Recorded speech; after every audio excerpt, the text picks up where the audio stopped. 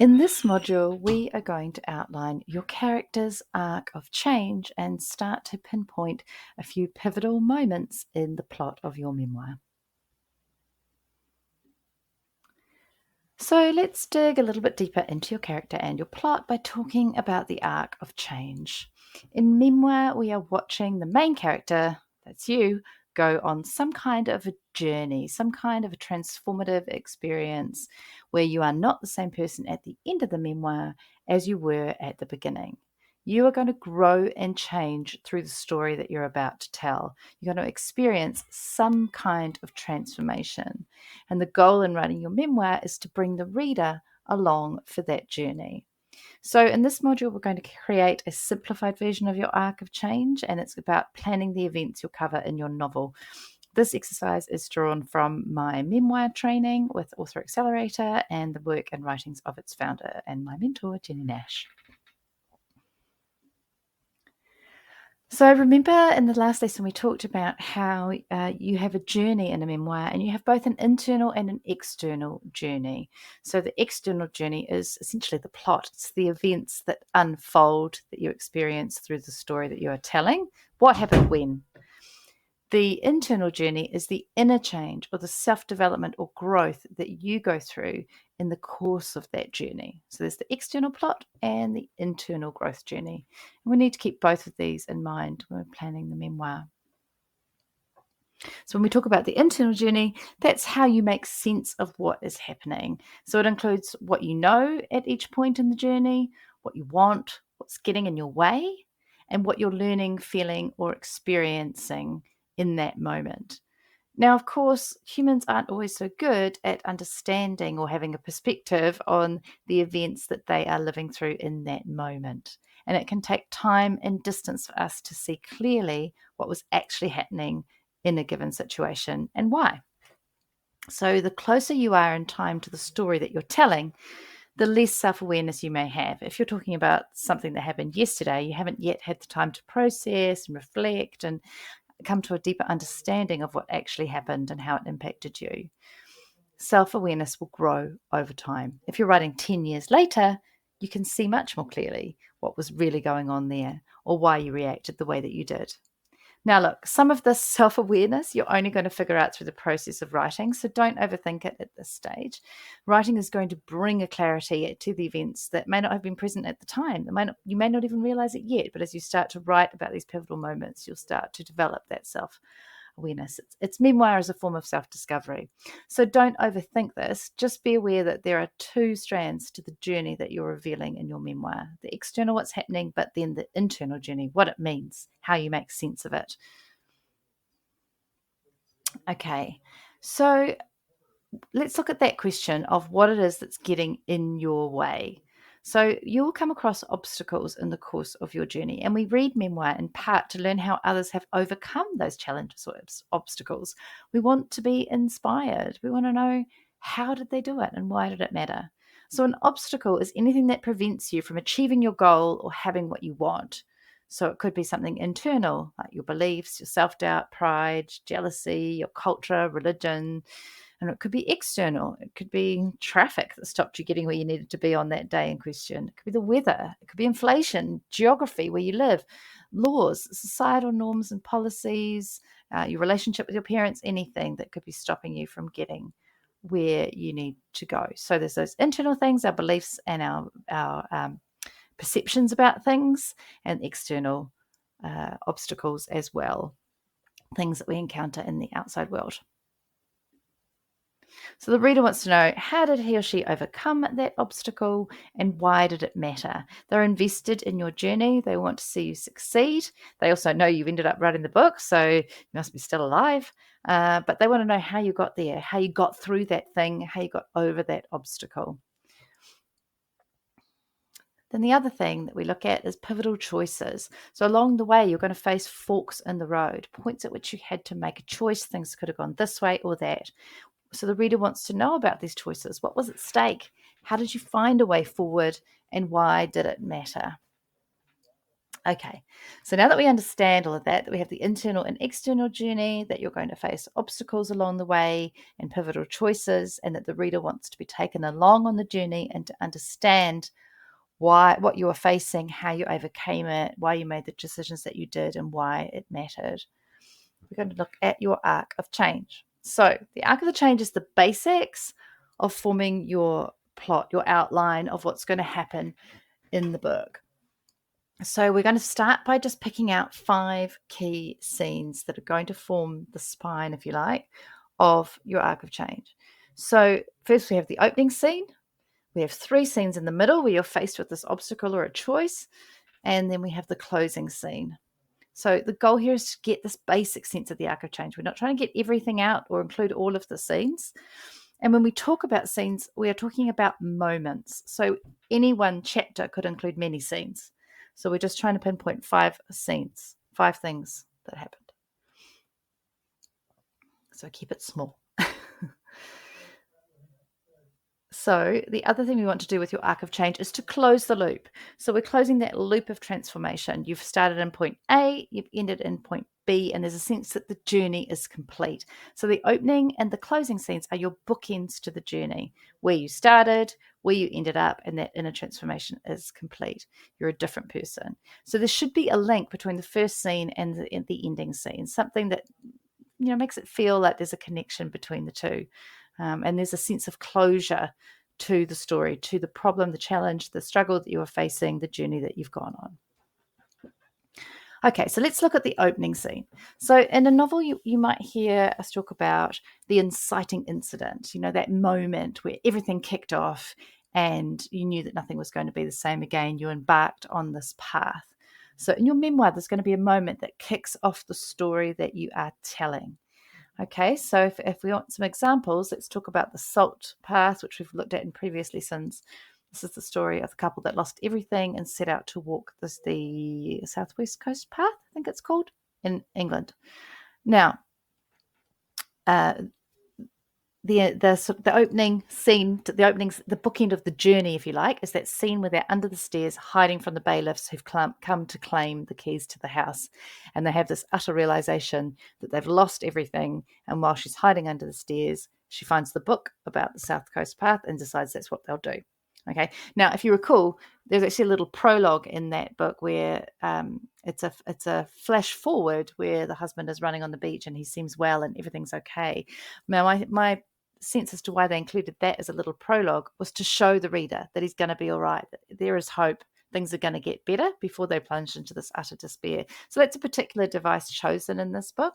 I think for the purposes of this exercise, we treat the opening bookend of the journey as that moment under the stairs where they've lost everything and she gets this idea to walk the path because she's so desperate. What else are they going to do? So that's the first one. Then if we look at Eat, Pray, Love. So Eat, Pray, Love is Elizabeth Gilbert's story, very famous, where she finds herself, she has everything that she's supposed to want, the picket fence, the marriage, they're supposed to be trying for a baby, and she doesn't want any of it. And she embarks on this journey. She sort of, first of all, goes into a bit of a depression, and then she embarks on this journey where she goes to Italy, to India, and Indonesia, where she eats, prays, and loves, trying to reclaim her sense of self, I guess. One woman's search for everything. There you go. And so the opening scene in that one, she is lying on the bathroom floor, crying, hiding away from her husband who's asleep, crying and feeling so utterly wretched that she has everything she's supposed to want and she doesn't want the life that she has. And then Wild, which I believe we've talked about before. This is another story of a walk. This is Cheryl Strayed and her journey of walking the Pacific Crest Trail from Mexico to Canada when she was in her, I think, mid or early 20s and recovering from huge amounts of loss and the loss of her mother in particular to cancer and her own addiction.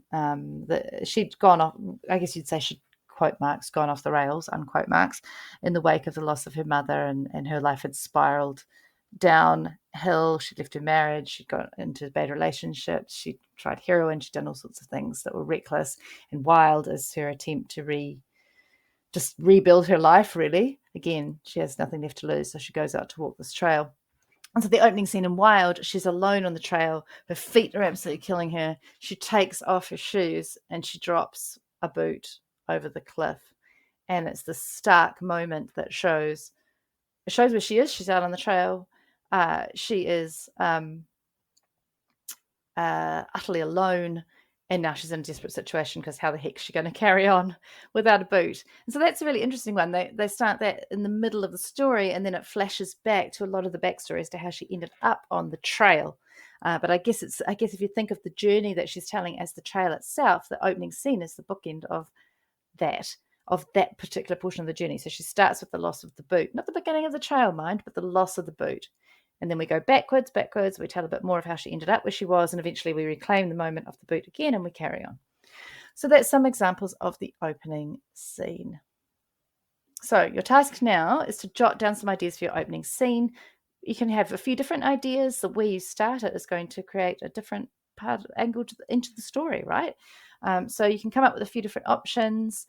You should think about how it forms a bookend. So how it forms the beginning of a journey and how it might link to your final scene. So in Cheryl Stray's case, she might have had another option being the first day on the trail. She might have had another option being the day she picked up the book in the store and thought about walking the trail. So there were lots of different points. She could have started the book. Instead, she started it there in the middle. So that's an example of how you can play with your opening scenes. It could be a flashback that falls outside your main story timeline. So, don't feel limited to that particular journey. It could be something from your childhood or a memory. So it's not necessarily the first chronological moment, as it wasn't for Cheryl Strayed in Wild.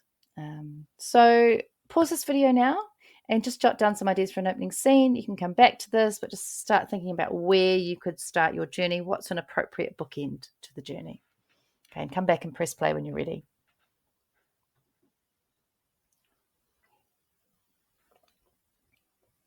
Okay, now we're going to do the same for a closing scene. So where does your story end exactly? What's the specific time and place? And the question here really is what's the moment when the struggle is resolved? You've got to be able to show us that your struggle, your search, your challenge is resolved in that final scene. Reach the top of the mountain, hooray. Now, the scene you choose can profoundly change the point or argument of your story. Do you offer us a happy ending?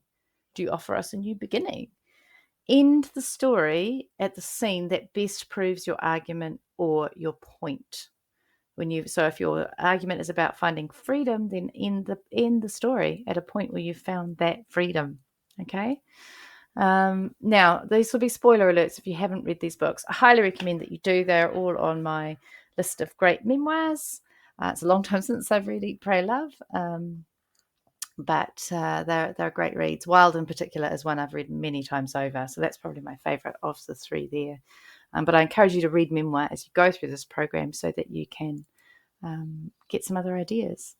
Now, let's have a look at these spoilers. So the salt path ends where their walk is complete. They've already figured out what they're going to do, and that Moth, who was the husband who is unwell, and who they didn't know how he was going to be, but he seems to have recovered strength and health through the process of walking. He's going to go back to study. And so the final scene is like the final piece in the puzzle where they meet a woman who offers them somewhere to live just off the trail. So they started the book, if we think of the opening bookend as being under those stairs, and knowing that they've lost everything, and then they're homeless, and they end the book with a home and a future. So that's a nice little bookend there. Eat, Pray, Love is an interesting one because Elizabeth starts that journey on the bathroom floor, not wanting to be married, wanting to be free, and she ends it in love again. So she's already finished her journey through India, Italy, and Indonesia, not in that order. She's gone home, tidied up everything, completed her divorce, and returned to Bali, where she had fallen in love with a man. Despite all her best intentions, she'd fallen in love. And so that the book ends with her wrapped in the arms of her lover, contemplating a new life together, lived between Bali, the US, and Australia. And so again, she's embarking on a new beginning. She's come around to the idea of love again. She's found her freedom and a way that she can build a life that feels more authentic to who she is. So that's the bookend to her story. Now, if you know anything about Liz Gilbert, you will know that in the years since, probably, I don't know how long it's been, 15 years, maybe 18 years since, that she's gone through many evolutions. And although she did marry that man, they have long since divorced, and Elizabeth's living a different life again. However, that was the point at which that part of her story ended. Okay, so that journey, Eat, Pray, Love, ended at that point where she was embarking on a new future with this man against all odds, if you like. And then Wild. So Wild, the journey she's telling is about the path, the walking this trail, although it's telling the story of her grief and loss. So there are lots of flashbacks and reflections, as there would be when you are walking for 3 or 4 months on end, 1,000 miles on your own. So we have the external journey, if you like, of her walking the trail and the events that happen on the trail and the obstacles she overcomes and the people she encounters. But we have the internal journey of her processing her grief and loss during that time. So Wild ends at the point where she's on the bridge at the end of the trail. Her internal and external journey is completed. You know, she's done the trail and she's reflecting on what she has learned over that time and what will come in the future. And because she wrote the book sometime afterwards, she actually does talk about the events that happened subsequent to. There's just a little bit at the end where she talks about that she'll go on to marry and have children and so on. So, fantastic book, great film as well. Okay, so your task now is to jot down some ideas for a closing scene. Think about how it forms a bookend to your journey and how is the main character's struggle resolved or the transformation complete at that point. So how does that scene close the loop of your journey of transformation? Pause the video, jot down your closing scene.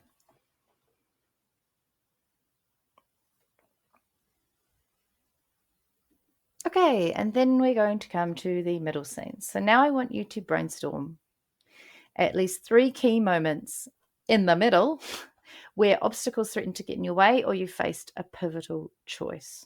All right. So we want to look for moments of deepest doubt that you could get to where you wanted to go, that you thought you might not make it. Maybe you had an injury that threatened your performance. There was a major setback. You messed up. Someone made a cutting remark that just sliced through your self-confidence. Maybe you had a moment of realization or reflection, or maybe you faced a fork in the path. So anything could be those 3 pivotal moments where something threatened to stop you getting what you wanted. Now, make a list of those. You might come up with more than 3. That's great. But once you've got 3 that feel really important moments, I want you to order them from most to least difficult. Don't worry about which one happened first. Just put them in the order of the least challenging to order them from least to most difficult. So the least challenging, a bit more challenging, and then the most challenging. And again, these moments could result in flashbacks that fall outside the time frame of your story. Cheryl Strayed included many flashbacks in Wild. Okay, so if other scenes come up, jot those down too. So pause this moment and take a moment to brainstorm 3 pivotal moments where you are facing an obstacle or a choice. Okay, and your final task is to map your arc. So I want you to just write that list: the opening scene, the first obstacle, the least threatening one, the second obstacle or choice, that's your middle one, and then your third obstacle or choice with the highest stakes or the most threatening, and then the closing scene where your transformation is complete. Okay, so and once you've done that, you've got a really strong basis to create an outline for your whole story.